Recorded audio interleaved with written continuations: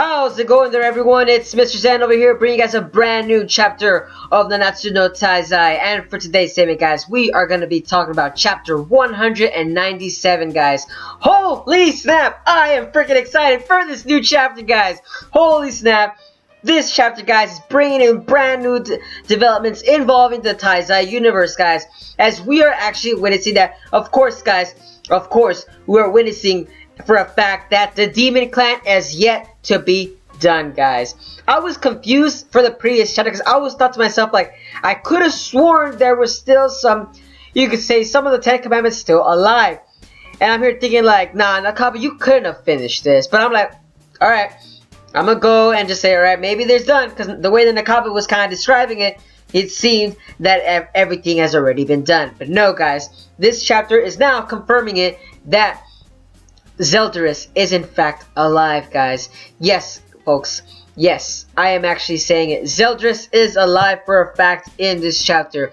Merlin has stated it in this chapter that Zeldoris is alive, and we are actually now reaching another climax of the Taizai universe, guys. And that is for a fact that we are witnessing Zeldoris' demise now. But first, guys, we are actually going to go and kind of say digress from that point away from Zeldoris now.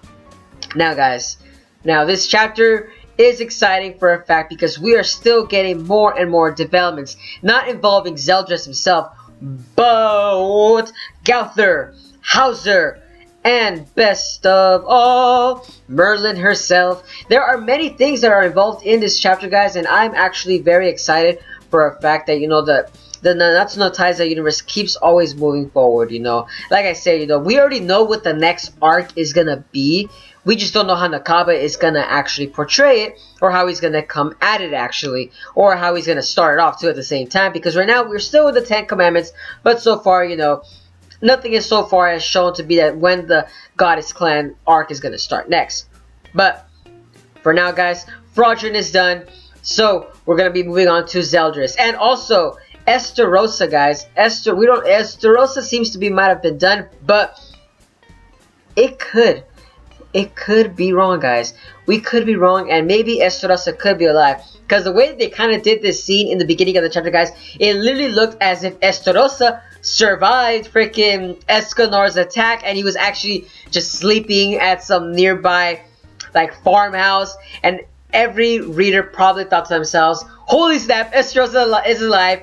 Holy snap, where's Zeldoris? We're all looking at it frantically through the chat, but no. It was actually Howzers, guys. It was actually freaking Howzers, and freaking Howzers, man. I swear, he is like the joke of the Taizai universe. It's so hilarious. He's one of the main characters, but he's one of the main characters that is like the joke of the, I would say, of the Holy Knights. Not necessarily the 7 deadly sins, but more of the Holy Knights themselves, guys. It's hilarious, guys. Like I said, I'm loving the way Nakaba is going with this chapter, guys, and it's actually pretty good. This chapter was actually more lighthearted than ever than all the other previous chapters, because this chapter actually made me chuckle. It really did, guys. This chapter made me chuckle, and it's all thanks to Howzers, guys. Freaking Howzers. I swear. Freaking a round of applause for Howzers, guys. Freaking round of applause for actually making me laugh, because I literally thought that this chapter was going to be more set in a serious tone, but no, guys. This chapter was no, far from it. It was actually more deep in, it still was in a serious tone, but it was just showcased in a light-hearted tone, guys. Because we're in this chapter, we're actually showcased that our heroes, the 7 deadly sins, are actually going to traverse to Camelot, where Zeldoris is actually home base is at. Because remember, guys, Zeldoris actually stationed himself over there, and, you know, has everybody that was, I would say, under the commandment's curse that are actually starting to head over there. And basically Merlin said, okay, guys, we gotta head there. We gotta take care of this bad boy over here and teach him a lesson. And I'm here thinking, like, my god, Merlin's taking charge. It doesn't even feel like Meliodas is in charge. It feels like Merlin is actually in charge of this chapter, guys. And speaking of Merlin, guys, oh my god, oh my freaking god, man, freaking Escanor in this chapter will bring everybody to their knees. To their freaking knees, guys. Because for a fact, in this chapter, Escanor was in his in his night form, and he was actually giving Merlin a bath, guys. He was giving her a bath. He was scrubbing her legs, giving her a massage in the bath. It's just hilarious, the fact that you see this prideful person, Escanor, freaking strongest holy knight that we ever seen so far, And yet, at the look at Merlin, he becomes the most wimpiest character you could check out. But it's hilarious because it's all out of love, though. So I can kind of see why Escanor would be acting that way. If I was around a hot woman, I'd be on my knees saying, you know what? Nah, I'm just kidding. Nah. Yeah, maybe. You know, I take that back. Yeah, I probably would. Oh, man. But like I said, guys, it's just hilarious, guys. Oh, man. Freaking Escanor in this chapter, man. Freaking, and they even showcased him singing a poem to Meliodas in this chapter, where he was actually just, you know, telling him, like, I would say, it seemed like he was hinting at something with this poem, because the poem was kind of reciting something off of Meliodas' curse. And then I'm here thinking, Merlin even stated herself that, you know, these two are cursed together, but yet they're separated at the same time. And I'm like, wow, you know, these guys are, even they notice it themselves, that these guys are kind of like, I would say, they have one of the most hardest relationships that they can ever have. It's hilarious, but it's kind of nerve-ending too. If I was Meliodas, I would have been like, forget this. Why won't I die? Just try to kill myself. But no, guys. But no. Now, granted though, in this chapter, Meliodas was seen a little bit different though, as we actually get to notice that Meliodas is actually more serious. And by serious, I mean his tone and his sarcasm towards the other sins seemed more cold-hearted than, maybe it's my, maybe I'm throwing it out of proportion, but it just seemed like his tone was out of proportion. Even when he was joking with Bond, it was a very touching moment right there, because Bond didn't know how to express himself to Meliodas when he came back alive, and I thought, that's some friendship right there, guys. That is some freaking friendship. I have to say that Bond and Meliodas are literally two of the best friends that we've ever actually seen in the Taizai universe. But you know, like I said, they are actually just having a hard time to expressing their feelings, because, you know, they're men. You know, they're men. They're not women that actually, you know, like I should say a stereotypical cliche woman where they come in and hug each other saying, oh my god, I haven't seen you forever. No. These two are men, and they're actually looking, saying like, I just don't know what to say in front of you, because for a fact that, you know, you just came out of nowhere. And I thought that's a very touching moment, guys. It's a very touching moment right there. Now, granted, you know, from that entire scene, we actually move on to back to Howzer, guys. Back to Howzer. And it's hilarious because it feels like Howzer was the main guy of this whole entire chapter, guys. Definitely Howzer. Now, with Howzer case again, guys, it seems that Lord Baltra was actually, I would say, bringing everybody back to the Leonis castle, and Baltra was stating that he has a new term of events, and he said, you know, we need a new captain of the Holy Knights, because for the fact that, you know, we're still ongoing in the war. And I'm here thinking, like, who is going to be the next Holy Knight? A lot of people were actually saying Gil Thunder, and a lot of people were actually voting for Dreyfus to be back at it again, being the captain of the Holy Knights. And I thought to myself, Dreyfus would have been a really good candidate, but I could see why Lord Baltra didn't actually recruit him, is for a fact that because Dreyfus is actually more, he's been normalized now. He's not seen as a major important character anymore. He's been brought down to a certain level and said, you know, Nakaba is actually writing as Dreyfus is saying, you know, you're not a leader anymore. You've been broken now. That's it. Your strong, sturdy attitude has been broken. Your pride has been broken. And I feel like Dreyfus really is, he's not a broken character. It's just that stern attitude that he had, it's just not there. You know, he lost a lot, and he doesn't want that responsibility anymore, because he can't take it anymore. That's the way that I'm kind of interpreting that particular scene, guys. And I thought to myself, that was actually pretty powerful. And even Dreyfus himself has stated, you know, I don't think I'm even capable of being a captain of the Holy Knights anymore, because look at it, he even himself got turned to do some evil deeds. And that actually was it has a very psychological damage on him. And that's basically what Dreyfus is basically stating, guys, is that, like, it just basically hurt him psychologically. He just said, you know what, I'll let someone else do it. He doesn't want to mess with that anymore. That's hilarious, guys. Dreyfus is one strong character, but, you know, like I said, he had his fun being up there on the throne. Even Hendrickson himself too.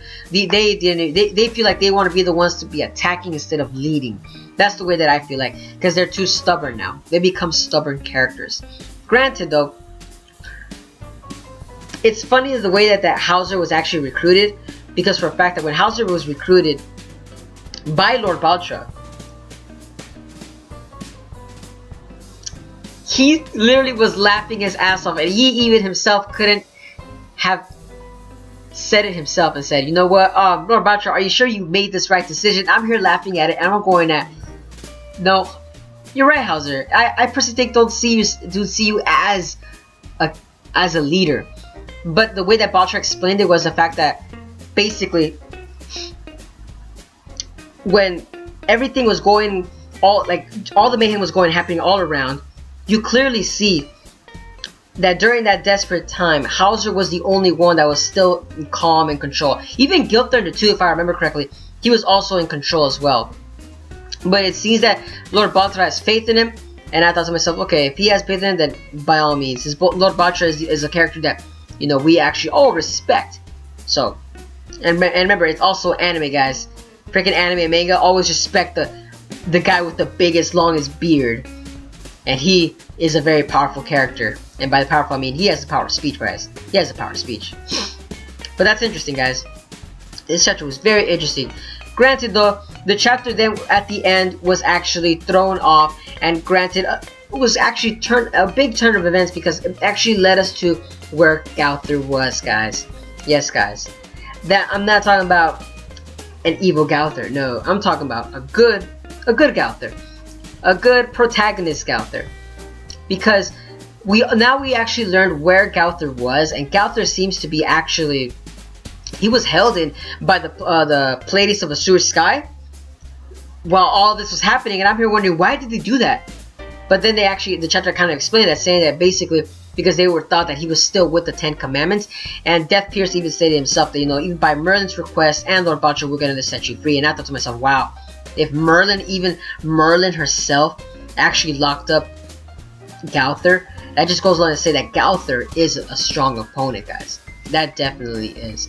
And even though in the chapter we actually looked at Gowther, you know how he always does his signature pose and says, I'm Gowther, part of the 7 deadly sins? No, guys.